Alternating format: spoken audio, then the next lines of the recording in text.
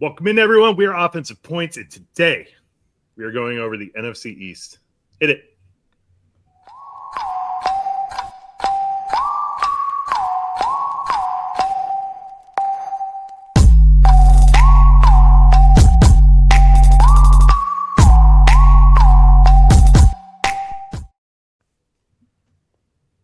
Hello, everyone. As I said before, we are Offensive Points, brought to you by the Fantasy Six Pack channel. And today we're going to dive deep into the NFC East and figure out the best fantasy strategy for your squads. As always, I'm with Josh and Billy. Josh, Billy, what's up? Well, as the only actual true fan of an NFC East team, I feel like you should just be listening to me, but Billy and Joe also know about football and fantasy football as well, so maybe listen to them too. But this is a fun division. We got some good players, we got some bad players. I think it'll be pretty clear cut, but I don't know. I'm curious to see what y'all say. It seems pretty clear cut by the over-under totals, but whatever. You never know. I feel like the NFC East is one of those divisions where anything can happen. I mean, how long had it been before this past season where a team won it twice in a row? Yeah, so like it is kind of one of those where it just seems like anybody can come out of nowhere. So this is kind of a fun division to get into. I can't believe we only have two left after this. That means like the season's almost here, it feels like, once we get done with these divisions. Be right into training camp. Yeah, we will. And then we got camp news. Can't wait for camp news. We're getting a lot. We're getting a lot of camp news already, which is fantastic.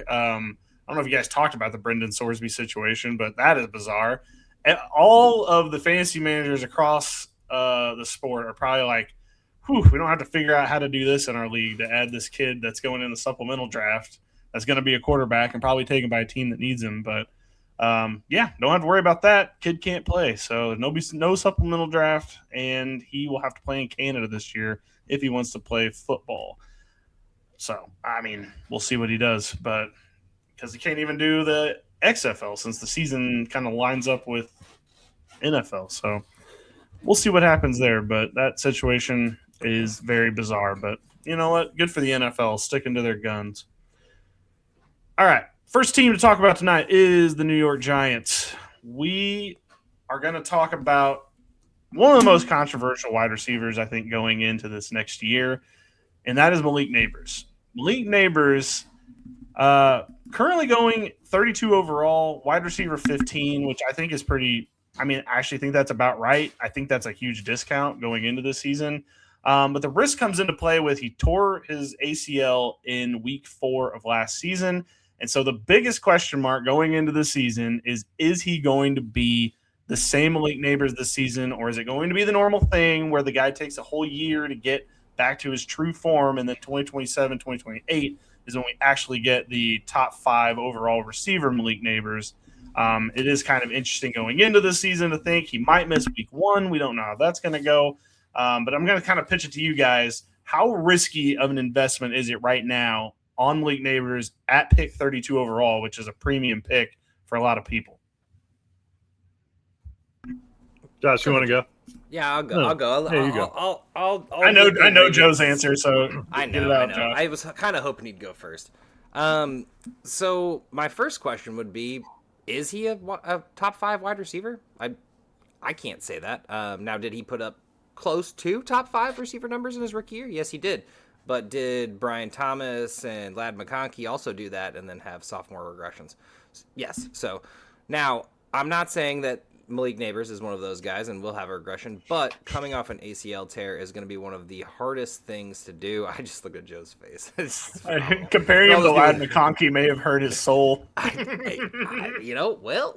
in the they're going to always be compared to each other throughout their careers, but my issue here is, number one, is he even going to be ready for the year? I know that it's currently saying he's slated for that, but we don't know that. And he did have a couple cleanup procedures in the offseason as well. My issue here is they went out and brought in like 3 or 4 veterans in the offseason, which tells me that Nabers is not ready yet. They would have done that way earlier, number one, if they knew that he was going to be out.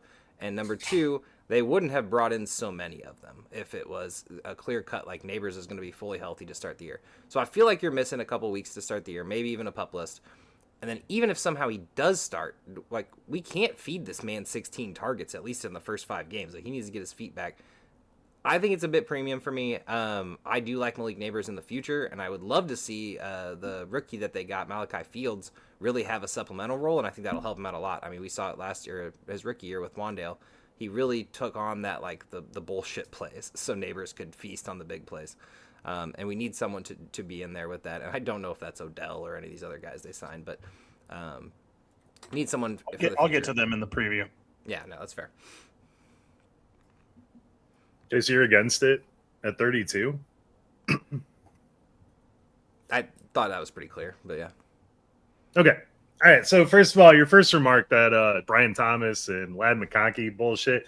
This dude had 12 targets his first game, 13 targets his second game of last year for 167 yards before tearing his ACL. He was probably on pace for at least a top 5 finish, probably and maybe a wide receiver 1 overall finish last year. So I'm not worried about Malik Nabers. Rookie year. Okay, well, we're talking about last year, which is what you compared it to. So at least stick to your argument here. So Malik Nabers, there's been a lot of videos of him, playing dodgeball and playing softball, and all the Twitter docs are like, oh my God, he's not showing any lateral meniscus articulation of whatever. Dude, that shit was in June.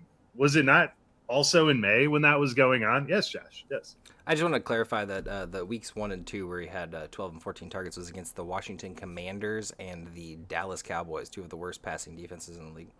Okay, how many wide receivers even got 12 targets last year at all? It's not many. It's probably 10. You got 2 of them. In any game? I think there's more than that. I would say that it's probably like more closer to the 20 mark, but that's fine. I just wanted to clarify. I mean, seriously, it's pretty spectacular that he was getting that kind of usage coming off. So we're still a long ways away from the season. Why the hell would Malik Nabers go out and run like a gazelle during softball and dodgeball and whatever the hell else he's going to do? The man's working his way back from injury. I'm not saying he's going to be ready for week 1, but at where he's going right now, yes, Josh. Cam Scatterbo did a backflip and he was recovering from an ankle injury. So I mean, Cam Scatterbo doesn't even know what fucking planet he lives on. Okay, yeah, so I'm not worried about different injuries too. There's different injuries. Malik Nabers is going in for the Supermax deal coming into next year when he is up for it. So he's trying to take care of himself. I don't know if he's going to be ready at week 1, but Malik Nabers is extremely talented. Jaxson Dart is an upgrade from Russell Wilson, which is what he went into last season with. This offense should be more interesting, even with Matt Nagy there. I mean, last year it was kind of let's learn this team under Dable. Now we have a year 2 Jaxson Dart, which is going to be pretty awesome. Who's never thrown going into Nabers yet. Okay, you're really smart, man. You're really smart. Don't draft him. I'm saying, if this dude is going to pick 32 and he can be my wide receiver 2, even my wide receiver 3 on the team, I'll take him missing 4 games and starting the season on a pup list. I'll just slot whoever the hell else, maybe Darnell Mooney. I'll take him in the last round and throw him in until Malik Nabers comes back. And then you have a dominant wide receiver that should be going in the first round if it wasn't for this injury scare. Still should be going in the second round. And now you're getting him in the third round. It's unreal. Actually, if he hits that pup list, he's going to go even later, which is a good thing. Yeah, so and I'm going to eat all of that. I will draft him everywhere at that point. If he hits the pup before redraft, that would be actually great for his draft stock for people who are trying to catch that slide. Okay. Well, Joe, I agree with some of the points you're making there. I'm just I'm nervous with this whole the meniscus hurting the torn meniscus hurting the ACL recovery, needing the procedure to clean up scar tissue. I'm just worried that this year we may not be getting the best Nabers possible. However, is even a half Nabers still going to be wide receiver 20? Sure, that's possible. I mean, that's totally possible. Is it going to return third round value? Probably not, but you're going to have to hit some of your players later in the draft. It's mainly just, if you like the guy, go get him. If you don't like the guy, you probably weren't going to draft him anyway, so you're not going to have to worry. I think this is the biggest discount you're going to get on him going into next season. I think he's going to be right back up there at the top of the list, assuming there is no re-injury there. So I think that it's fine. I think Nabers, at 32. A little risky for my blood, but again, if he goes down any further or gets put on the PUP list, as Josh was saying, I think that he's going to get the right amount of discount to where you can feel safe taking him, risk and all. Yeah. All right, you guys are saying. I just have one more thing to add to our listeners out there. If you're taking Malik Nabers, you're not worried about the first 3, 4, 5, maybe even 6 weeks, right? You're worried that this dude's going to come in the fantasy football playoffs and just be an absolute monster for you. So your season is won in December. It is not won in September. So feel very comfortable taking risks. Start 0-6. The season's not over. I mean, if you start 0-6, the season's not cooked. Unless you draft like a complete idiot. You're not going to go 0-6. It's going to feel over, that's for sure.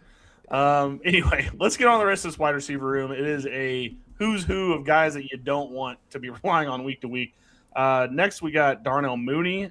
He is currently slated, according to Fantasy, as the wide receiver 2 on this team, which I think is bizarre. I don't know why Mooney, out of the Slayton, Calvin Harris, Juju Smith-Schuster, Odell Beckham, I don't know why they picked Mooney, but he's going as wide receiver 74, 208 overall, which is basically free. So any of these guys I think you're going to be able to snag pretty cheap. I think we're going to kind of have to see how training camp goes to kind of see what the pecking order is going to be, especially if Malik Nabers is going to miss. One of these guys is going to get a boost, whether that's Malachi Fields, whether it's, our guy Isaiah Hodgins. Somebody's going to get a boost here. It might be Slayton. Slayton looked really good at times with Jaxson Dart last season. And while I don't think it's going to be week to week, you can definitely trust to put him in a lineup. I also think that you could probably put him out there and he'll be serviceable in a flex capacity at the very least. All right, let's get on to Jaxson Dart. QB 11, 79 overall. That feels about right. I mean, he is kind of he makes his bones doing the rushing. I don't know if we're going to see that as much this year because he was taking some pretty massive, savage hits. And unless he learns how to take those, he's not going to be Josh Allen. That's just Josh Allen's a big dude, so he can probably take those linebacker hits a little bit better than Jaxson Dart when he gets just completely annihilated on the sideline. But for QB 11, 79 overall, I think that's perfectly fine. If you wait on quarterback, Jaxson Dart is a decent option if you want to pair him with somebody that's a little bit more risky later on. I don't hate that at all. Running back, we got Cam Scatterboo going 59 overall, running back 21.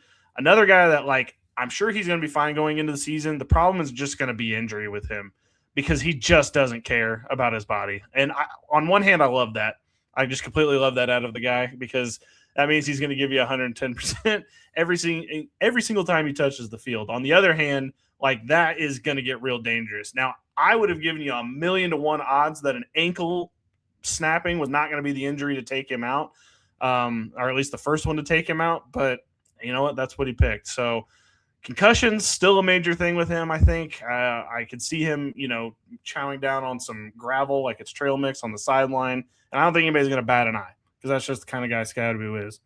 Right now, Devin Singletary is actually going as the running back 2 on this team. He's going at 125, RB 41, which, the Tyrone Tracy hate it continues to chug right along. I do feel good that they didn't add anybody else really that matters this offseason. I think that means that Scatterboo is going to be good to go going into the season, and I think he's going to come right back into the big workload. Him and Jaxson Dart have a really good feel for each other, so I really like that tandem. If you need to pick up Singletary as a possible handcuff, go for it, but that is not a handcuff you want to trust right there. And then the last player on this team, the big money acquisition from this offseason is Isaiah Likely, going as tight end 13, 122 overall. And I think that is honestly a guy that I probably will have on every single one of my teams. Having a tight end that I might take like Bowers or somebody early, and then if Isaiah Likely is the second guy I get in the 12th round, I'm going to feel pretty good about it. But even if I punted on tight end and I end up with him at 122, or with the 12th round, I'm going to feel pretty good about my roster still. I think that he's a guy that between him, Chig Okwonkwo, one of these guys is going to pop. We'll get to Chig later, but I think one of these guys is going to pop, and you're going to get them late enough to where you're going to return value, and you didn't have to pay up for one of those big guys at the very top. So I kind of think that the fantasy side of the Giants, I actually kind of like it a little bit The actual real life football side of the Giants, I don't know. I'm questionable, and having Matt Nagy in the situation just really makes me not feel great about certain parts of it overall. But at the same time, what could Matt Nagy possibly tell Scadaboo that he's actually going to listen to? Because that guy's like a rabid dog. So I think you're going to get to him. What are your guys' thoughts on the offensive part of the Giants? I really like Scam Cadaboo. We should keep that up. Scam Cat. Scam Cadaboo. Scam Cadaboo. I actually honestly feel the complete opposite about how you feel about the team in fantasy. I think this team is built really well. We haven't even gotten into the defense. I know you will. But on the offensive side, like, we've seen partial year of Jaxson Dart. Like, it's not, I'm not saying he's good or bad. He looked very good. He also had very little supporting cast, so it was really hard to really get a role. He honestly just kind of looked like Daniel Jones that one year when he had that like 700-yard rushing campaign. I'd say that their roles looked very similar. And I like the depth that they added at wide receiver, honestly. Like, I was hating on it in the Neighbors conversation. Like, yeah, they're not that guy, but Odell's not who he used to be. But you don't need him to be. You need him to be what he is now.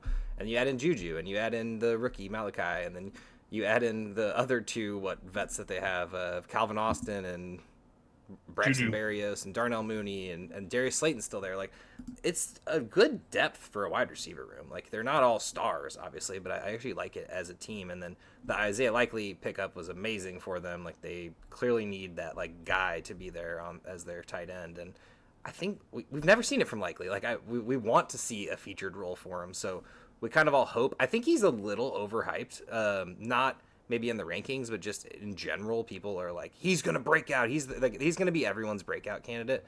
And I don't know. Like, who knows who that number 2 guy's going to be? It could be the rookie. It could be Odell could have a presence. Maybe Malik Nabers just soaks up all the targets at the end of it all. Maybe Tracy and Scadaboo just get their ridiculous amount of passing work too. So this team's going to be fun to watch. Like, I'm actually for once excited to watch a New York Giants football game. It's been a long time. Yeah. No, I agree. This is going to be an exciting team to watch. Kind of how I'm looking at this is, I mean, with or without Malik Nabers, I would expect Isaiah Likely kind of to function as the second target in this offense, because you've got a Darnell Mooney who Matt Nagy, when he was with the Bears, Darnell Mooney got, what was it, almost 240 targets. Granted, he was the only. That was the Trubisky and the Fields year. Going into that. So, yeah, I think the Fields year was the 140. But, I mean, if there's a guy in the league that knows kind of what Darnell Mooney excels at, I think it is Matt Nagy. You also, I mean, you got a lot of deep ball guys on this team with Calvin Austin, Slayton, Mooney. Malachi Fields kind of stands out as a guy that could be, kind of a possession or a red zone guy. But I really think Isaiah Likely is going to have the most condensed target share kind of out of any of those guys. So especially if Malik Nabers is going to miss the first part of the season, I 100% agree I will be targeting Isaiah Likely a ton. And then, this whole team, there's just value to be had here kind of across the board. Jaxson Dart, if you're in a dynasty league and you have Jaxson Dart, everyone is pumped on that dude. You could flip him for a Dak Prescott plus something and be perfectly fine. So I would definitely consider doing that. Yeah, everyone's obsessed with Dart right now. And I get it, man. He's an exciting player. I'm kind of, he's another guy that doesn't really care about his health either. So it's one of those things where it's like, yeah, you could have a breakout season. You could have a star for several years, or you could flip him and make some money off of it, which I will do the latter there. I want to see a full year with like the full cast. It could be fun. It could be bad. You never know. It's the Giants. Yeah, I also think like the coach probably raises the floor a little bit higher with Harbaugh coming in. Again, the Matt Nagy might just balance that out. Like, you got Harbaugh up here, Matt Nagy down here, and we're going to meet kind of where we were in the middle. But we'll see. But I'm just excited to kind of see this team get to work and see what we can do here because, yeah, there's probably some league winners in here. But we'll just see. On the defensive side of the ball, edge rushers galore. I'm not sure, what the plan is. They have put, according to our lads, which isn't, the hand of God, but they have put Arvell Reese in the linebacker spot, which I think is kind of why they drafted him to do. And we kind of all speculated that when they did draft him, that maybe that's what they're going to do. That's what was coming out on Twitter. So I guess maybe we can think that that's how they're going to deploy him. But like, man, what an odd thing we never thought was going to happen for this dude. Like, I did not think he was going to be playing linebacker when they drafted him. But Brian Burns, Abdul Carter, still your top two guys to get there. Thibodeau, they're not planning to trade him, so that's a guy that you can get there. Really, the biggest loser is probably Micah McFadden, which I think a lot of people still draft or still have him thinking he's going to be the starter. But this Arvell Reese situation, he's probably going to be the one left out of the bag because they got Tremaine Edmonds, who I think is going to be kind of their big tackle guy, and then I guess Arvell Reese will be on the other side cleaning it up. The defensive line here. Oh, sorry. Yes. Can I pop in real quick? No, I know Reese is supposed to be like, a little bit of a linebacker more so scenario, but they almost honestly remind me of the 76ers process era. Like, they just keep drafting edge rushers. I mean, they traded for Brian Burns, but the other three, they're just like, you know what? Just bring them on. We'll figure out a role for them. And I love it. It's going to be terrifying to play against, but that defensive front is crazy. No, for sure. And like, it makes me think of Fangio with how he used Roquan Smith in like 2018, 2019. If you can put Arvell Reese kind of in that, showing he's going to drop back in coverage, but then run up the middle there with those three guys on the edges, holy crap, you could have a big sack season for Arvell Reese. He's probably going to be a big play guy. So if you're in a big play IDP league, that'll probably pay off more, but pretty excited to see him on the field in those situations. Yeah, I feel like they're going to kind of do what the Eagles were doing, where you just kind of never knew where the rush was coming from. Like they had so many guys that could potentially be the guy, and like you just could never game plan for it. I guess that's what they're trying to deploy here, and they have the tools. Let's just see if they can actually do it first. But I kind of like what they built here. The safeties, Javon Holland and Tyler Nubin, both guys that they're not going to win your league, they're not going to lose your league, but I like having both of them if you're drafting. And then if you play in a cornerback league, Paulson Adebo has been a guy for New Orleans that's really good at racking up tackles. I mean, hopefully you're not relying on a cornerback, but I play in a league where you have to play a cornerback, so I always try to figure out who the ones are, and he's one of them I think that you could get that's going to get a lot of targets thrown his way. And then just the tackle D-line guys, Darius Alexander, DJ Reader, Shelby Harris, all big tackle guys. I don't think you're going to get much sack production, but because I think that the hounds that are going to be behind them are probably going to take a lot of those. But I don't know. This defense is pretty scary to look at on paper. I'm just kind of excited to see them get to work. I will say the Dexter Lawrence subtraction here, I think the Giants' defense isn't going to be so terrifying against the run anymore. You're going to have those edge rushers coming off and already kind of past the line of scrimmage, essentially, whenever, whatever running back gets to run by them. So keep that in mind. I mean, not really noteworthy, but definitely I think it's more quarterbacks I'm worried for. Yeah, the quarterbacks are going to have a rough time. They're going to be getting hurt. All right, that's the Giants. Their over-under is 7.5. Okay, so they start off with the Cowboys, the Rams, the Titans, the Cardinals, the Commanders, the Saints, the Texans, Week 8 bye, Eagles, Commanders, Jacksonville Jaguars, Colts, 49ers, Seahawks, Browns, Lions, Cowboys, Eagles.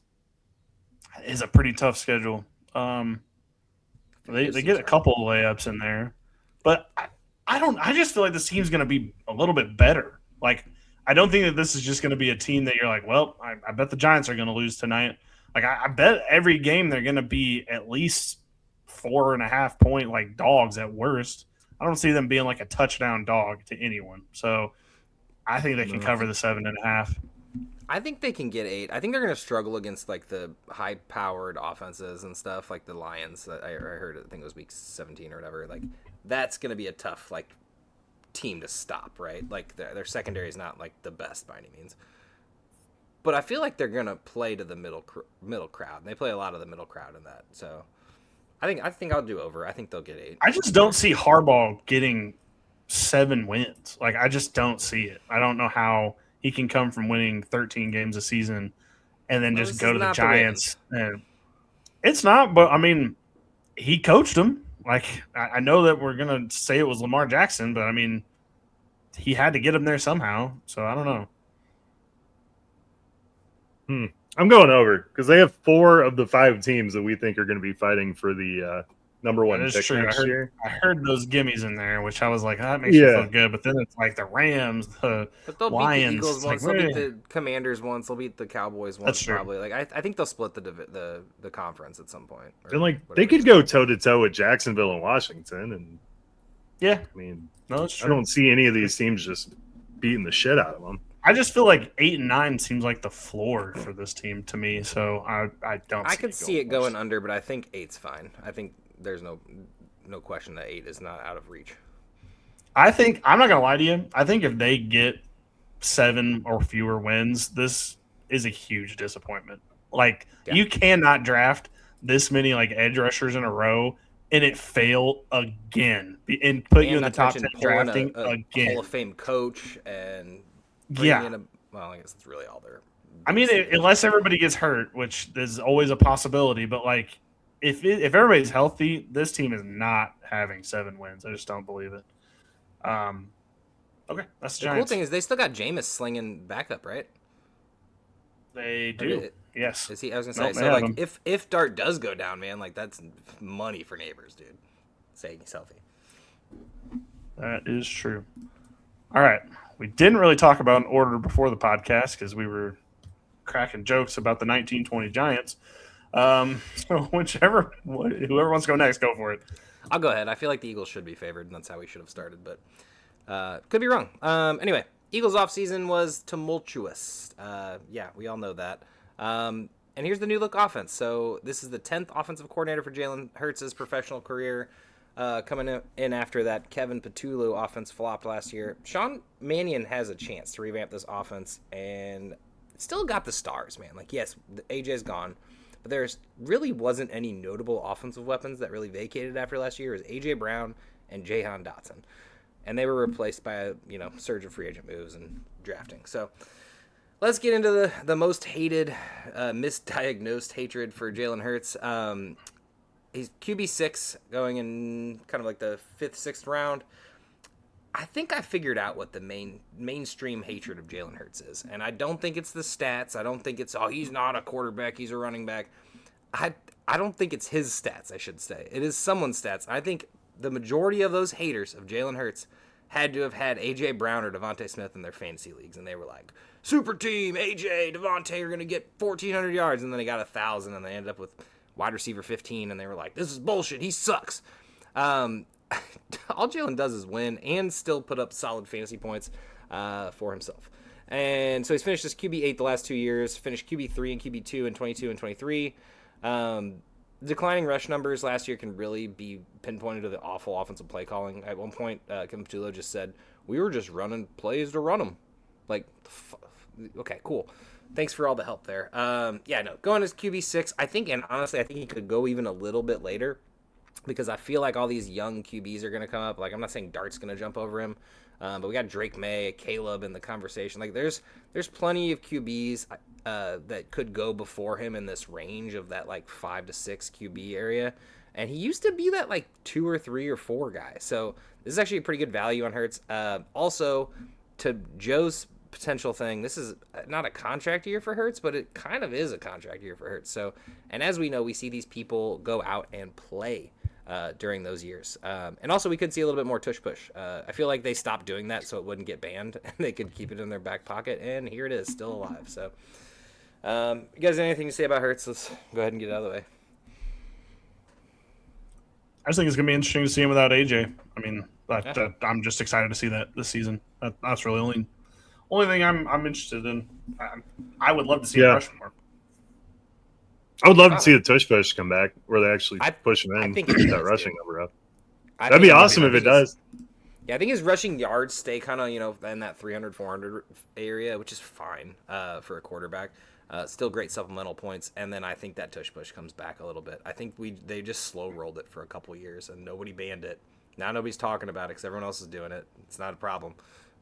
Not winning Super Bowls off it. So anyway, cool. No, Hurts is a good value, man. I agree with Billy. The AJ Brown thing is nervous. It makes me nervous because I believe in DeVonta Smith a lot, but if Mekhi Lemon does not take a step, or like Hollywood Brown even does half of what AJ Brown does, you could see his passing numbers really take a hit.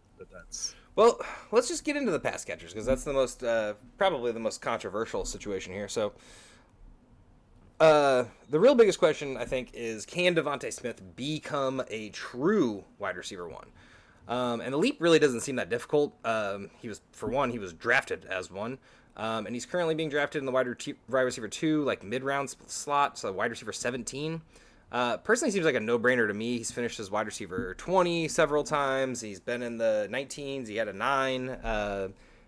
He can and will, and AJ's been there for the majority of this the last 4 years, and he finished as wide receiver 9 first year AJ got there, and I think AJ finished as like wide receiver 6. So, the question is, where do Mekhi Lemon and Eli Stowers fit in? So both of them were kind of minimal, or news was minimal in the OTAs. Lemon was out all of OTAs with the hamstring issue, and Stowers seemingly had something, but there was like no concrete news about him. So there was no like, hey, he's injured. So there's 120 targets vacated by AJ. I have to imagine that a majority of them go to these two guys right here. Goedert's still going to get his. I don't think we need to worry about Goedert. Was tight end 7 last year and a favorite red zone target, so wouldn't surprise me if he somehow gets more. I think he had like 11 touchdowns last year.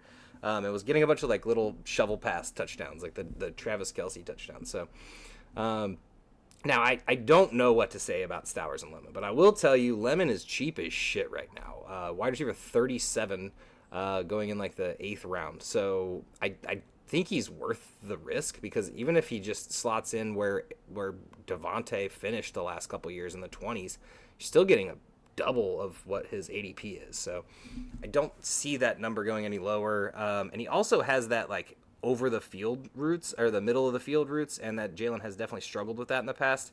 Now we got the under the center stuff going on with Mannion's offense. Like, Lemon's gonna have a role. And then these other guys are my biggest question marks. We got Dontavian Wicks, Hollywood Brown, Elijah Moore, Darius Cooper, and Johnny Wilson somehow still on this roster, which is that big, tall guy. Never really panned out. I have to imagine Dontavian Wicks hits that wide receiver 3 spot. That's currently what ADP is saying. Wide receiver 85, basically free. I feel like just because of his rapport with Mannion, and not to mention Hollywood being kind of more of a deep ball guy, I think Wicks somehow slots in there. I don't know how. It could be either of them. It could be someone completely different. Darius Cooper was a fan favorite by the Eagles. If you don't know who he is, he's a fun guy to watch. But nothing really of note to draft behind Lemon. And then tight ends is Dallas Goedert's going as tight end 12, and Eli Stowers is absolutely free at tight end 34. Now he's more of like a depth, deep guy. Like, he's who I'm starring in my free agents after the rookie draft, just to see what Dallas Goedert does week 1. If Goedert goes out there and gets 5 catches for 50 yards, don't worry about it. If Goedert goes out there and gets 1 catch for 3 yards, go pick up Stowers immediately. Just put him on the bottom of the bench. Totally worth it. Let me get into these running backs real quick, because I think this should be pretty easy. The same really goes here for Saquon. This could be a complete resurgence for him. This is the lowest I think he's probably ever gone. His draft stock in 2024, he had him at running back 8. He's at running back 8 this year. He was running back like 9 or something that year. I think the vacated A.J. Brown targets could go to Saquon too. They've been using them in the pass game in the past, but nothing like too serious. And honestly, like, it's Saquon Barkley, man. Like, the run game was so predictable last year. We could get some more of them home run balls this year. Now, obviously, you can't bank on only that. And Tank Bigsby's super fun, super cheap, going around 150, running back 50. One of the most important handcuffs, because if Saquon does unfortunately go down, Tank Bigsby steps directly into that role. So, yeah, that's the Philadelphia Eagles, at least offense. I like it, Josh.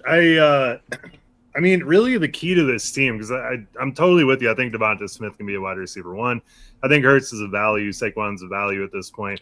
But who becomes the red zone guy for the Eagles? Is it? I mean, my money's kind of on Dontavian Wicks. I feel like, he might not have a ton of yards, but I could see him being a guy with a lot of touchdowns in this offense. But, I mean, really that's the key that we got to figure out this year, because between Lemon, Stowers, and Wicks, I mean, Goedert's going to get his either way. But between those 3 guys, if we can hit on who's going to be the red zone guy in this offense and get 10 touchdowns out of him, that's money right there, and I think that's going to be Wicks. I think it honestly just goes to Goedert. Like, I don't think he goes higher than 11 touchdowns, honestly, but he had 11 last year. I think he does it again. Like, they're not done with Goedert. Yes, this is his last year, but there's no reason to not use him. So Stowers will still also have a role. I think there's going to be a lot of 2 tight end sets.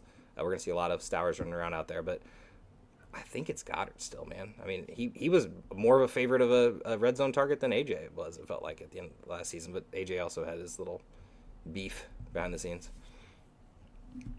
Very true. Billy, any thoughts?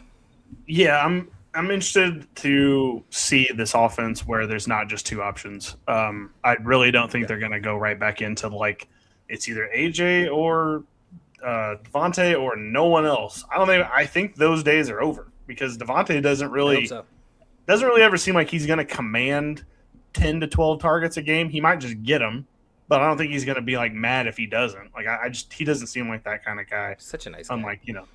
Unlike the guy that left, he does seem like he would be bothered if he wasn't getting at least 8 targets a game. So I'm kind of interested to see this team like that because I honestly think it might open the offense a little bit more than we've seen in a couple of years here because there isn't just the 2 options, which, I mean, they were killing it with those 2, but I don't know. Might make things a little bit more interesting to watch here. And it'll make more fantasy value for more players, which is something we like on this podcast.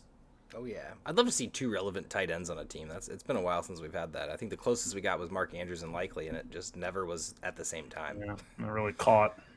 Yeah. All right, defense-wise, this defense is pretty damn good. I'm not going to lie. There's still rumors that they're going to go after Max Crosby. I don't know how that works. Jalen Carter's contract scenario is probably the biggest question mark, whether he'll try to hold out. He watched his buddy Jordan Davis get paid, so he's probably like itching to get paid. Anyway, Jordan Davis, Jalen Carter, both phenomenal defensive tackle options if you're in a league like that, but honestly, they're good D-line options in a pinch as well. And then Moro Ojomo, Jonathan Grenard, Nolan Smith, and Jalix Hunt are all... Oh, okay, so Grenard is leagues above everyone, and then Nolan Smith, Ojomo, and Jalix Hunt. Like, one of these guys is going to hit. These are like I'm going to grab them at the end of IDP drafts, because one of them is going to go for 10 sacks. I don't know who it's going to be. I'd love to say it's Nolan Smith. I haven't seen it yet, at least except in the playoffs. Jalix Hunt's had the most success lately. Ojomo is one of those like sneaky guys that like no one thinks about at all, so he should be absolutely free at the end. And then linebackers, Zach Bond is an absolute men amongst boys. He's even older than everyone, so he really is a men amongst boys. Going probably in the first round of any IDP draft. And then Jihad Campbell. Let's talk about him. I'm worried about him. I don't know how I feel about Nakobe Dean vacating. He did take A.J. Brown's number. That's a little fun fact for you. He's bad in pass coverage. So this is going to be interesting. He's also still hurt. So starting the season, if he is on PUP or doesn't make it back in time, I think Jeremiah Trotter Jr. comes in and plays that role to start off with.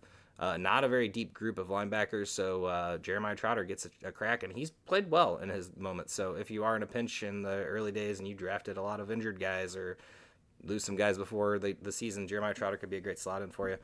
And then, yeah, the safeties are not great there, Bob. Corners are amazing. Best corners in the league, Quinyon, Reek, and Cooper DeJean. Love all them. Safeties are Andrew Makuba, Marcus Epps, Michael Carter, and Cole Wisniewski, the new guy from the 7th round. So, yeah, I mean, I'm sure there's gonna be one of these guys that gets tackles. My money's on Makuba. He played really well the first few games before he got injured last year, but I'm not super stoked about this safety room, to say the least. Coming from a guy when we used to have a Brian Dawkins and who's that? Quentin Mitchell? No. Mitchell? Yeah. Anyway.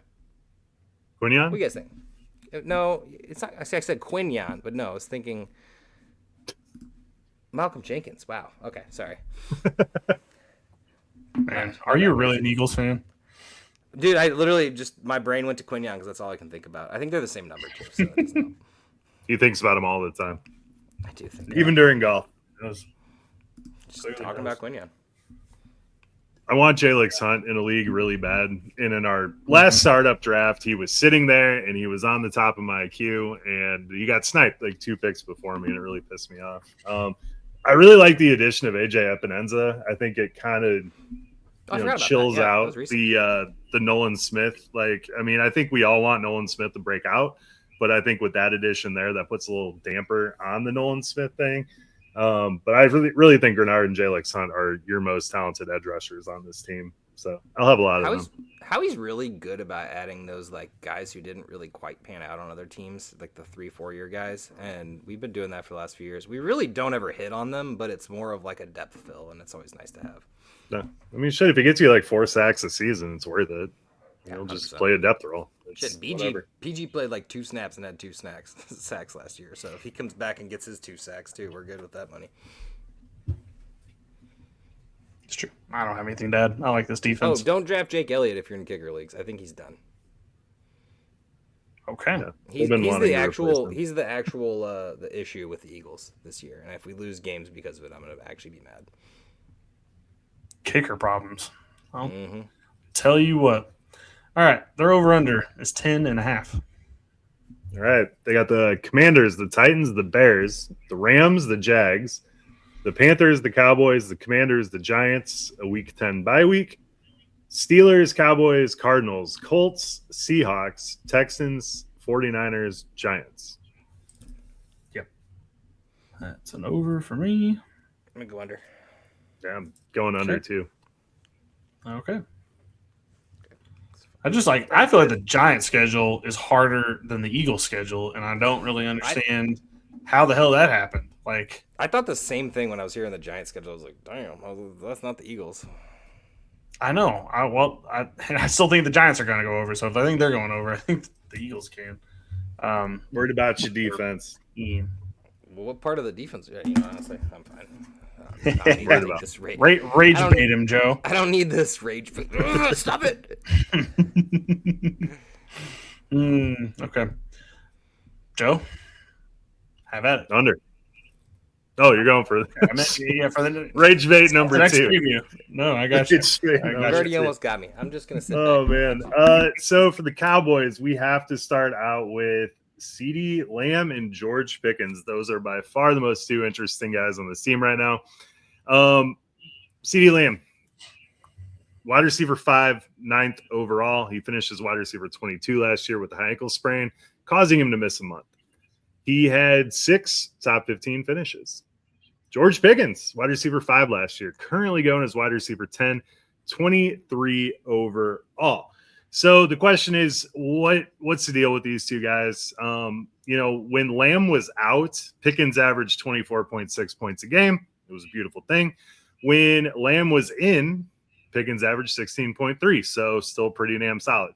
And then Lamb, with Pickens, averaged 16.8 points a game. So if you extrapolated that, in their average points per game would have put them right between Drake London and Devontae Adams last year. They would have been right next to each other. And with that 17-game extrapolation, it would have put them at wide receiver 5 and wide receiver 6, which George Pickens finished as wide receiver 5. So honestly, guys, I mean, I think a lot of people are kind of freaking out on George Pickens because CeeDee Lamb missed the 4 games last year and he had the contract situation, but he says he's going to play. And currently he's going to wide receiver 10. So you're not getting a huge value on him, but I think I'm comfortable taking him where he's going. I know a lot of people are nervous about it. I was myself before I dove into these numbers. So kind of an interesting thing there. Jake Ferguson, he finished as tight end 5. It was an interesting season. So when Lamb was out, Ferguson was kind of the beneficiary. He had 4 monster games in a row. When Lamb was out, Lamb comes back and he's still very serviceable. I think, there's with Lamb missing the time last year, a lot of people are kind of overanalyzing this situation. I think it's all systems go for these 3 guys because that's who gets the receptions in this offense. So I'm comfortable drafting Ferguson at 12. Ideally, we'll just get Dak Prescott, right? He's QB8, 79th overall. He was the QB5 last year. He threw the ball 600 times. So he is a fantastic value as well. This team for fantasy boils down. Their defense was so bad last year. So it boils down to this defense. They added Caleb Downs. They added Malachi Lawrence. They brought in Rashawn Gary, PJ Locke, Kobe Durant, D. Winters, Jalen Thompson, and they have a healthy Demarion Overshone. So there is optimism that this defense could be better. If we do see this defense playing better, we could see regression from all of these offensive players on this team. So that's kind of where I'm at with these pass catchers. If the defense is better, which, I mean, we'll pay attention in camp and kind of see how that is going along. But we might need to temper our expectations for this offense a little bit. The one guy I am so happy to draft 100% of the time is Javonte Williams. RB17, 36 overall this year. He had the RB12 finish. He's a bell cow that you're getting, what, in the third round? I mean, People he does hate it all Javonte. for the team. I don't get it. Absolutely hate him. I don't understand it at all. I'll take the value 10 out of 10 times. We thought Jayden Blue was going to be something. He was in the doghouse all last year. Reports are still not great. I know we're seeing Malik Davis kind of be the backup for Javonte Williams right now. In reality, I do think Phil Maffa will eat into that work as well if he were to go down. But as of right now, it is Javonte Williams and only Javonte Williams in this backfield. So I love the value you're getting on him. They actually mentioned that Javonte was sitting for a week of OTAs to get Maffa and Blue the ball more, just to see if there is anything there, basically. So I think that says loads about, for one, what they feel about Javonte. Like, hey man, you take the week off, dude. Like, you don't need to run. And two, what they feel about both Blue and Maffa, where they're like, I don't know. Like, it might be and it might not be. Maffa looked pretty shifty when he got the chance last year, but it was only one game, so I don't want to put too much into that. Yeah. And I just want to touch on the Ceedee Pickens thing. Number one, I was not sold on Pickens. We saw some flashes in Pittsburgh, but he really never played with a good quarterback. It's really hard to really say Pickens was good or bad or okay or what. I think this is the best wide receiver tandem in the NFL, and that's including Jamar Chase and T. Higgins. Like, as you said, like, I thought the same thing. As a CeeDee Lamb manager last year, I was like, okay, CeeDee's back. Pickens will go back to doing nothing. I think I flipped Pickens in a league thinking that was the case. And Pickens was still doing it when CeeDee was on the field. And, yeah, so, like you said, Jake Ferguson really saw the incline. And, honestly, Jake Ferguson, when Dak Prescott is fully healthy, I think it was top 10 finishes in the 2 years of the last 3 years that Prescott's been healthy. So, Ferguson's going to get his, and I think that's separate to what CeeDee and Pickens are. And, yeah, sure, if their defense stops them a little bit more, then, they won't have to throw it as much. But CeeDee and Pickens are going to eat, dude. And you have to choose one. Who are you going to cover? I don't know. I mean, we should also mention our SEMO boy, Ryan Flournoy. You didn't mention him. I was going to mention him. Oh, okay. My bad. I didn't mean to step on it. No, you're good. You only need to talk about the big five, really. But Flournoy, he does have a role. And if one of those two guys goes down, he gets fed. So it's definitely a guy to keep on your star list. I think he's gonna get a little bit more than you're even anticipating them this year. Like, they like the slot guy in this offense normally. They said he's working in the slot now too. Yeah, I definitely. I mean, my only thing, Billy, is I think Dak's not throwing for 600 attempts this year. That's my only. Well, I mean, that could be possible. I just feel like if you need a first down this season, I think he's going to go Flournoy over Ferguson. But we'll see. Yeah. And then if you're in kick return, Kamante Turpin, always a fun guy. Really benefited from the rule change. Yeah, but he really benefited from the kick change. That is true. Pretty phenomenal last year in those leagues. Well, that's only because he was catching a pass here and there too, which was helpful. I can't believe that a player from SEMO is on the Dallas Cowboys. It's just insane. We never had any offensive weapons. It was what was, I don't think it was Cole Strange, but it was some Patriots offensive lineman. It was like Dan something. Dan Connolly or something like that. I don't remember. There's been a couple offensive linemen and a couple defensive tackles and stuff from SEMO, but not a lot of offensive weapons. So seeing a wide receiver come from SEMO is just crazy. Oh, I'm telling you, dude, the Senior Bowl, like, people can say whatever they want. That dude was the second best one there that week, and it doesn't shock me at all that he's this solid, because he was up there proving it against other potential NFL players. So that was pretty exciting. But all right, off the SEMO stuff. Nobody even knows what that is. So it's the best. Southeast Missouri State University in Cape Girardeau, Missouri. Thanks, Joe. That's good for another Red Hawks first down. Yeah, you're welcome, guys. Throwback. Love it, man. IDP. So they got Quinnen Williams. He could be pretty solid. I like him. Really, this is turning into the Dallas Packers over here. We got Kenny Clark and Rashawn Gary. I thought Clark was going to do something last year. He really didn't do that much. Maybe going into year 2 with the team, he will. I do like how they brought over Rashawn Gary. He's kind of been a guy that we've expected more from, but never really got. Really, the valuable players here, Demarion Overshown is excellent, and he has recovered from that ACL injury. A lot of people think Barham, who they took in the 3rd round, is going to usurp him. It's Overshown, and if anyone watches football, you will see that Overshown is an absolute monster. Yeah, and he is an IDP demon. So absolutely try to get him on your team. People are undervaluing him. D. Winters comes over from the 49ers. He should be your second linebacker. And then Donovan Ezirayaku. I'm pretty pumped on him going into year 2. I think the door is opened. I know they took Malachi Lawrence here, but I think we could see Ezirayaku be easy. I'm just going to call him, be featured even more. And then on the defensive backs, Caleb Downs is a guy that you're not getting a discount on at all, but I would actively be trying to get on my team. Dude is an absolute stud, should take over this defense in short order. And, I guess Jalen Thompson could be good. I'm not falling for the Deron Bland bullshit again. I know he got it's Jalen Thompson, 9 touchdowns. He's going to soak up so many tackles. I'm sorry. I know you said that this defense is better or whatever. I don't think we've even reached to what they were with Micah Parsons on the field. Like, they did a good job filling this edge rusher room out, and it's probably one of the deepest ones in the league.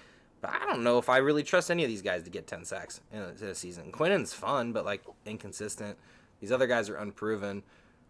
I think Jalen Thompson's going to soak up so many tackles. What he did in Arizona was amazing, and, like, no one was even throwing on them because they were winning so much. So, yeah. A team that is going to be scoring 40 points, Jalen Thompson's going to be soaking up them tackles. I think he's going to be an IDP monster this year. Yeah, I agree with you. There's no way this defense is worse than they were last year. Oh, for sure. I think it's better. I just don't think they've even sniffed what they were with Micah Parsons, just because that's how big of a role he is. I still have a lot of doubts about this defense, by the way. I just do. Like, first of all, D. Winters, like, that dude was free. I mean, just completely free. San Francisco didn't play him. He never started. He played he filled in on whenever special teams. Greenlaw went down and stuff. Yeah, that's pretty much it. He was injury fill-in special teams guy, and now he's going to be starting. I don't love that. or it's a rookie. Like, it's either him or a rookie. I don't love that. Do you remember when the Cowboys had, like, elite linebackers? Like, just, like, a few years ago with Leighton Vander Esch. I don't remember with Jaylen Brown. I don't understand. Are they broke? Like, just throw some cash out there and get some guys. Figure it out. Like, I don't understand why D. Winters is the option. Like, watch D. Winters have, like, an all-pro season. He could be good. He was actually decent as a fill-in for IDP purposes. Like, and he was okay at TCU. It's just like I didn't believe him coming out. San Francisco didn't believe in him, and now all of a sudden for the Cowboys, he's going to be great. Which I guess that's the Javonte Williams story, but I think it seems different. Yeah, 100%. But that means there's a hole in your defense, and I never loved that going into it. But let's move on. Marquise Bell has been highlighted a couple times throughout camp, and he's a guy that is a safety that plays linebacker quite a bit, so he could kind of fill in. That's true. He hasn't done it yet, and he's not valuable for IDP, but this would be the type of defense that could actually work in that, like, safety linebacker hybrid. Dude, where's Jeremy Chin at? Put him on this team. Raiders still, I think. The Raiders. All right. The over-under for the Dallas Cowboys is 9.5. All right. Giants, Commanders, Ravens, Texans, Buccaneers, Packers, Eagles, Cardinals, Colts, 49ers, Titans, Eagles, Seahawks. Week 14 bye week. Not good, fantasy managers. Gun. That's terrible. Rams, Jags, Giants, Commanders. Rams, Jags for their playoff contention for fantasy at least. Oof. I guess Rams got a new secondary. That could be bad. I'm gonna go under just because this team is just full of choke artists, dude. Like, they're fun to watch for fantasy perspective, but, like, this team chokes, man. I'm going over. Yeah, Joe. Okay, I'm going over. I think the Rams are the only Rams and the Eagles are the only two teams that can match them offensively that I read off that list. Okay. I was like, there's several teams that I could think of. I just don't like the vibes of this team. I just feel like they're going to be in every game, but they're not going to be able to win every game. 9-8 sounds about right. About a coin flip every game. That's how I would feel going in if I'm a Cowboys fan. Plus, one injury takes this team out. Like, I'm sorry, it just does. Like, even if it was like Ceedee or George Pickens, if it was Javonte, if it was Dak Prescott, like one of the is all held up. I mean, I guess you could say that about a couple more teams, but like this one in particular feels like if you take one of those key pieces out, the whole machine comes down. So I don't know. We'll see, but I think 9-8 is probably where I have them. Okay, last team in this division is the Washington Commanders. I'll kick us off talking about Mr. Jayden Daniels. Had a fantastic rookie season. One to remember, took him on an unforgettable playoff run. It was very exciting the first year. And then kind of the worries we had when he got drafted started to show their ugly face last year. And we kind of had an injury-riddled season. It wasn't really fun. We got to see a lot of Marcus Mariota.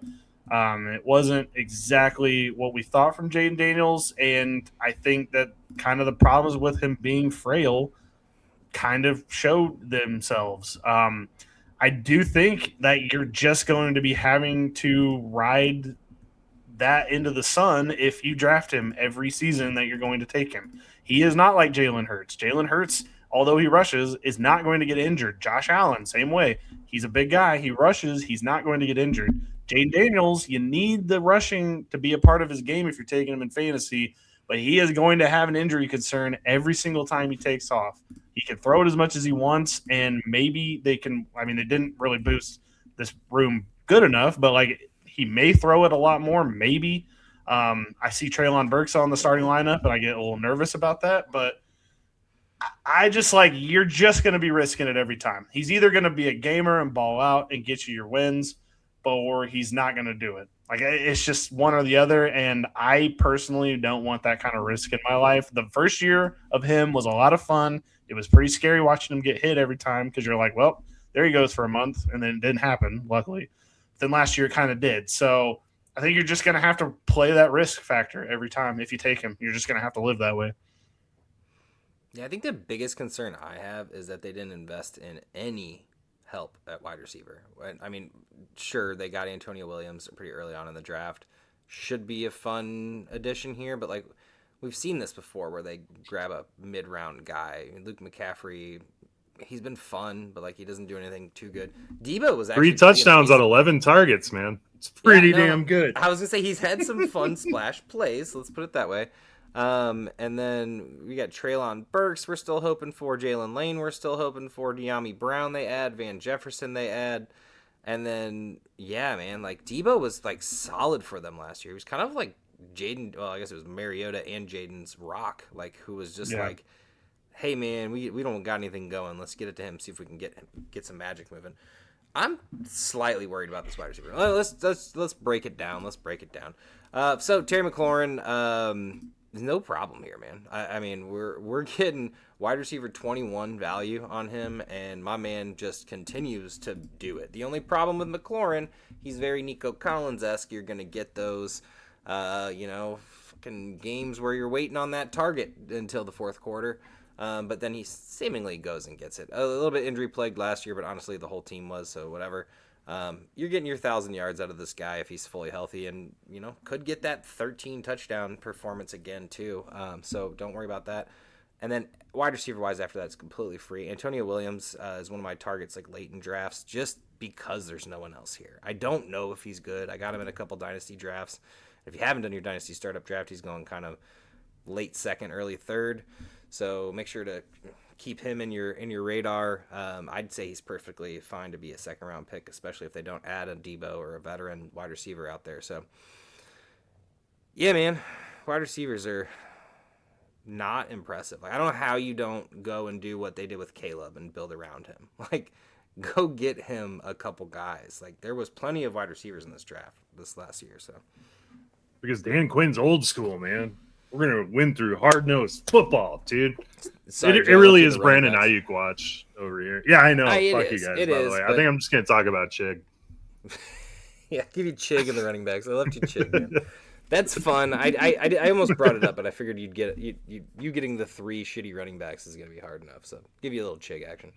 3. Let's talk about the running backs. They have Jerome Ford in like the 5th spot. I forgot about Jerome it's Ford. Like 5. No, it's right. like 5 shitty running backs. All right. Anyway, my favorite crazy, thing to do, man. and I'm probably gonna do this in drafts. Katron Allen's one of my favorites to eventually have a role. The rookie. But like Ja'Cory Croskey-Merritt, I'm not even gonna let you talk, Joe. Rashad White, Katron Allen, Cool. Jerome Ford, Jeremy McNichols. Outside of Jeremy McNichols, I'm gonna add like in deep leagues. I'm just gonna add one of these guys to my bench every week, just on the off chance that like he ends up being the dude. Yeah. I just think it's Rashad White. I feel like the answer's a lot simpler than we're making it out to be. But like, again, I say that we overdraft him, and then it's the Bill show every. Someone's gonna get the Barry bump too, man. It's going to be Ja'Cory Merritt. They're already starting the JCM train again. Oh, and we even got a acronym for him now. No, Bill. Ja'Cory Croskey-Merritt has to be the least phonetically pronounceable name in the world. Well, that's because it's Bill Croskey-Merritt, which is much better. I think of Claire McCaskill every time I say his name. I don't know why. The Croskey-Merritt, just Claire McCaskill. I don't know. I don't mind taking Croskey-Merritt in the league. You're not getting any sort of value on him, but it's 8th, 9th round. I mean, you can take I'm with Bill. I'd rather just take the shot on Rashad White and just get the pass catching role on that team. Kind of get the Austin Eckler light, which is kind of what they envisioned for that. So I'd rather just take Rashad White there. Yeah, I don't know. Fuck these running backs, though, for real. At least White's done it before. Yeah. The interesting thing about the Washington Commanders is they have the 3rd most targets vacated with Debo and Ertz leaving this team and Noah Brown and all that. And then you bring in, Chig Okwonkwo, who hasn't been elite, but he's been good when targeted a bunch on your team. So he could kind of step into that second target role and just fuck around to get 110 targets this year. It would be crazy. True. The crazier things have happened. If Ayuk doesn't get cut and signed, or if they don't try to bring back Debo, I don't know. It's so bad that the Commanders' social media team is featuring Van Jefferson dropping a ball in the end zone as a highlight for this team right now. I did see that. So, yeah, it's pretty bad. Y'all know my Treylon Burks love. I gave up on him. So I'd love to see it happen. How funny would it be if it actually does finally happen? He had a couple of good games last season. AJ finally leaves the Eagles and Treylon Burks becomes a superstar. Like, it'd be amazing. It would be nuts. So I don't know. I think it's McLaurin, Chig, and if you've got balls, Jayden Daniels. That's kind of where I'm at. I think the Antonio Williams and the Rashad White are fun, like deep round cuts, though. You know what I mean? Like that could be a bench slot that pans out or doesn't, or you replace it in week 2 whenever the next shiny toy comes out. I will say the one thing about Chig Okwonkwo, and this is going to bring us to a conversation outside of this division, but Chig Okwonkwo has at least done it consistently. It hasn't been great, like you said, but at least he's three straight years of 70-plus targets, 50-plus catches, 500-ish yards every season. Like, he's at least done it, right? Now, Brenton Strange has not, and this man just got a 3-year something $1 million contract extension. Like, I was going to bring up Okwonkwo in that same vein because it feels like Okwonkwo hasn't done anything, but that's because he was in Tennessee. We didn't want to watch those games. So when he did do good, it felt like it wasn't good enough for fantasy. It was like every once in a while, like, yeah, I guess I could have played him. But no, Okwonkwo could have a huge year, man. I could see this being a vault into like the 800s, and 8 touchdowns. This could be the Sam Laporta season, but his 5th year. Could be. Yeah. There's, like Joe was saying, there's so many targets vacated, and you start going through like who is going to be the one that gets all of those, and it's like, I don't trust anybody. 36-year-old Ertz was doing it. Like, you tell me a exactly. 26-year-old Okwonkwo can't do what Ertz did. He's faster and younger and sprier. Yeah. Shoot, even if he doesn't do exactly what Ertz did, it still could be a top 10 season at the tight end spot. And he's not getting drafted that way currently. So that's a good guy to just go ahead and steal from your league mates. He's the Barry Bump candidate, though. Like, that is 100%. He's not going to be. Commanders are his team. Well, exactly. There's just no way he's not going to be the one that gets the big bump in the offseason, just when everybody starts kind of nailing down, like, oh, who's on this team? But, I mean, Joe, you did bring up a good point. Brandon Ayuk again put on social media today, as soon as he's released from the 49ers, that he's going to sign with Washington. I don't think I've ever seen anything quite like it be that brazen. And, like, the Commanders kind of got to be like, well, I mean, I hope you're not hoping for a big contract. Like, you don't really have a lot of options now, buddy. I hope you're not planning on getting a big contract over here, because you already said you're coming here, and we're not going to give you a lot of money, but we'll give you something. Did you guys see Kittle's comments about this? I don't know what podcast saw, it was, but like, the good luck with that or something like that. You want that headache on your team or whatever he said. No, he said something about last time I saw him was like, I don't know what, about a year ago today. He looked real fast, ran 22 miles per hour, stopped on a dime. Haven't seen him since, basically. And then he was like, yeah, man, I too hate it when teams give me $130 million. Something like that. He was pretty brazen. It was so as well. That situation is whole strange, like just all the way around strange, and he does make this wide receiver room a little bit more interesting. But I still like, what is he walking here and he's immediately going to get like 110 targets? Like, I just don't see that. Like, I don't know, maybe, but like I just don't. I just don't know. I mean, I feel like we haven't seen him play football in 2 years. Like, it's like a myth. Like, oh, remember Brandon Ayuk? It's like, no, I actually don't. Like, he didn't do it last time. Don't remember him playing the last time. Like, he wasn't special even when he was out there at times. So, I don't know. It is definitely something else that could fall here. There's definitely a wide receiver still out there that could be had. I still am waiting for the day that they sign back Austin Eckler just to make this even further of a headache. Just because I think that would be just something funny for them to do, maybe get a kick out of that. But I guess we'll see going into the actual season what they do. I always love a team where you don't even know really what the roster is going to be going into the season after the draft. It's like, oh, okay, you could have done something about it, but you didn't want to. So now we got to just play this random scramble. But I don't see them going on another playoff run again with this current coaching staff and everyone. Let's get on to the defense. Okay. No, do you think Debo is waiting to see what happens with Ayuk to re-sign with the team? Probably. I'm guessing so, but he played with – yeah, exactly. He played with Ayuk. He's not going to go back there if Ayuk's on this team. He's going to be like, the hell with that. I'm going somewhere else. Like, I don't that dude is actually crazy. Yeah, exactly. I would love to hear his, like, uncandid comments, but, I mean, obviously he can't now because he's a free agent, doesn't want to do anything wacky like Brandon Ayuk is doing. But, yeah, I would love to see his unfiltered comments about playing with that guy. All right, let's go to the defense real quick because this is like a brand new defense. Like they went out and pretty much changed up everyone on the starting roster here. Sonny Styles was the guy they drafted. I think we all kind of loved them grabbing him because it's a guy I think that they really could have used. And I know they have Leo Chanel that they brought. I know they have Frankie Louvu.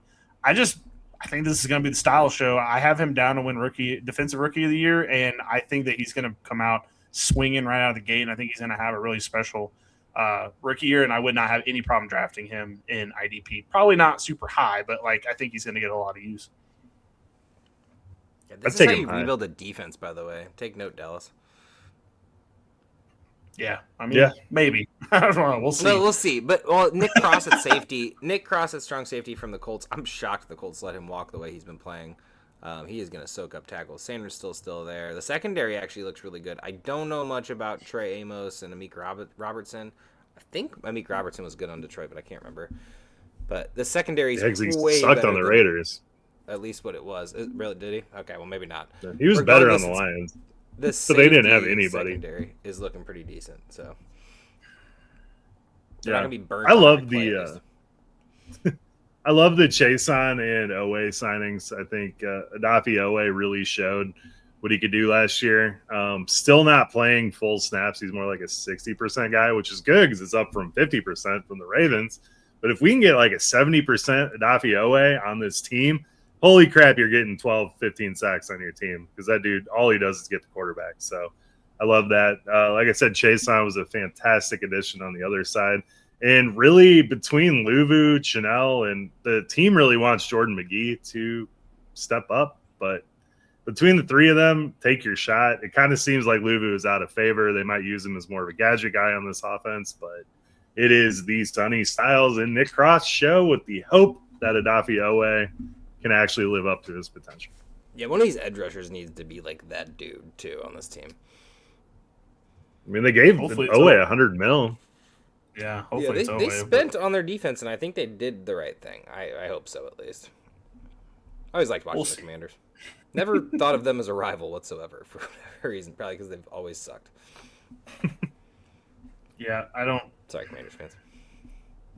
I mean, that one year that they went on that run was fun 2 years ago, but I just don't see that ever happening again. Like I think it was just lightning in a bottle with a completely healthy top of his game, Jayden Daniels, and I think we peaked, and now we're gonna kind of live in this slowly downward spiral.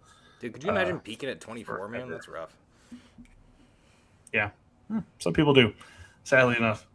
All right, the Commanders are slated to be 7.5, so same as the Giants, actually.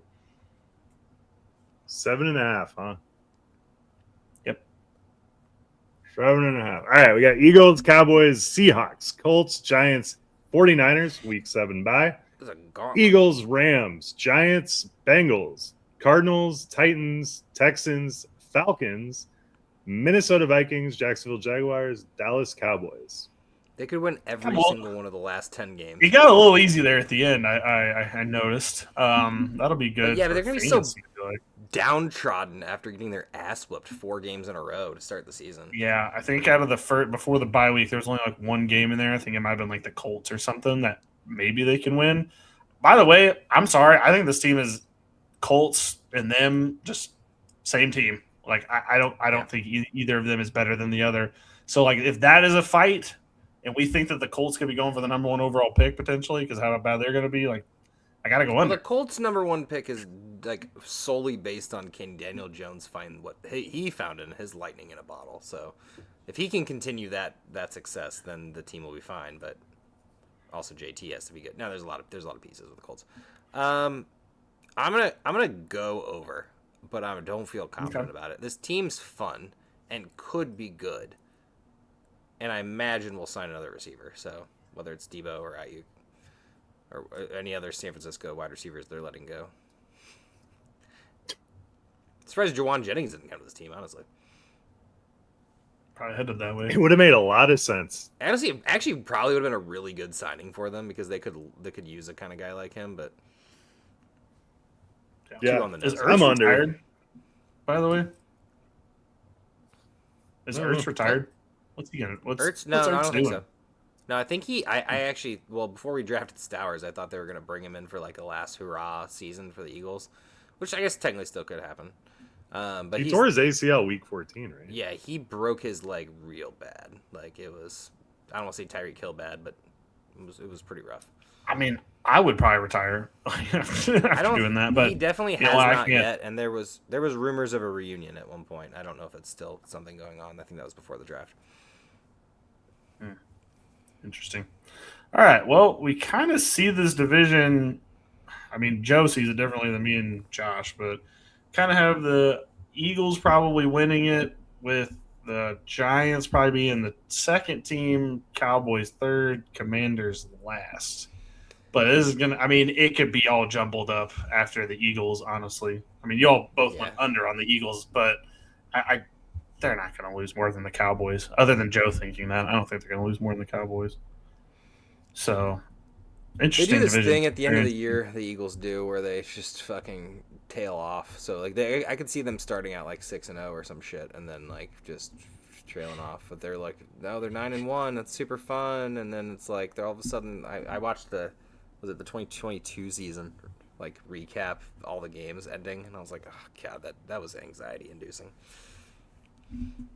Yeah, that's interesting. I just think the Commanders are going to be fighting for one of the top picks, and then everybody else is going to be fighting. Well, I mean, I think the Eagles are going to win, but I think the Commanders are going to do better than that. I don't know. I guess I just have faith that I hope so, but talent. it's just they have star level talent. I need to see Jayden Daniels do good again. Like I know I saw him do it once. I just need to see him do it again because just don't believe it. But I guess we'll see. All right, that wraps up the NFC East, and next week we have the NFC South. We are going to Baker Mayfield land, and so we'll get to hear about him. Very interesting Wyndham Clark story about Baker Mayfield, by the way. I don't know if y'all heard that. I guess we can get a little gossipy here at the end. But Wyndham Clark, who won, what was the tournament he just won, Joe? The PGA U.S. Open. U.S. Open. He just won the U.S. Open, and he put on a podcast that because he tweeted out, "I hate Baker Mayfield" in 2016, and with zero context at all. Nobody had any idea. And then on Pardon My Take, they asked him about it, and he says that Baker Mayfield slept with his girlfriend in 2016, which fair enough. I think that's. Honestly, in my mind, I'm like trying to line up the timetable for Baker Mayfield, and like I'm pretty sure he was dating someone else at that time. So kind of interesting to see that. Not his current wife. Baker Mayfield's dating life. Oh yeah, it was big back then. We're not going to get into it on this podcast, but there was a big riff in the Baker Mayfield fandom when he broke up with his girlfriend. But this could have definitely played a part in that, by the way. Like this Wyndham Clark story. Nobody knew why he got rid of the first girlfriend before he found the one he's married to now. But this definitely could have played into that if that's what happened. But I don't know. There's your little gossip corner there at the end. Put a timestamp for that, Joe. Mayfield's gossip corner. Now I'm just looking up his dating history. Oh yeah. I know way too much about that, but it was a big deal at the time. You could just hang up and talk to Billy afterwards, and you could find out everything. I know. Don't worry. Next week we're going to spill all the details on Baker Mayfield's salacious history. But we are going to be talking about the NFC South. It's a very interesting division going into this next season. Let's be honest. It's interesting because one of them gets to go to the playoffs. Other than that, and yes, there's fantasy assets. I think maybe Joe's on my wavelength. I think the Panthers, Saints, and the Bucks are all really fun teams, and I think that battle is going to be quite fun to watch. They're fun, and Falcons can do whatever, but one of them is going to end up 9-8 and then win the division, and no one. Dude, I'm here for the Tua comeback.